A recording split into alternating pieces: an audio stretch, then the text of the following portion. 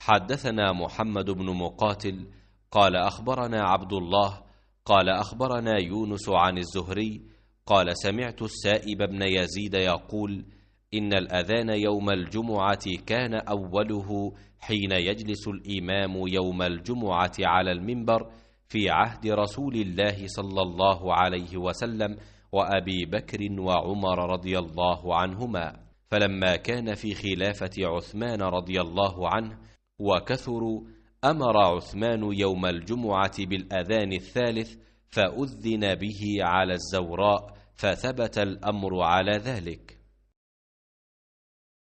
अब्दुल्लाह बिन मुबारक ने खबर दी, उन्होंने कहा कि हमको यूनुस बिन यजीद ने ज़ाहरी से खबर दी। उन्होंने कहा कि मैंने साइब बिन यजीद रज़ी अल्लाह अन्हु से ये सुना था कि जुमे की पहली अज़ान रसूलुल्लाह सल्लल्लाहु अलैहि वसल्लम और हज़रत अबू बकर और हज़रत उमर रज़ी अल्लाह अन्हु के ज़माने में उस वक्त दी जाती थी जब इमाम मिंबर पर बैठता। जब हज़रत उस्मान बिन अफ़्फ़ान रज़ी अल्लाह अन्हु का दौर आया और नमाजियों की तादाद बढ़ गई तो आपने जुम्मे के दिन तीसरी अज़ान का हुक्म दिया। ये अज़ान मकाम ज़ौरा पर दी गई और बाद में यही दस्तूर कायम रहा।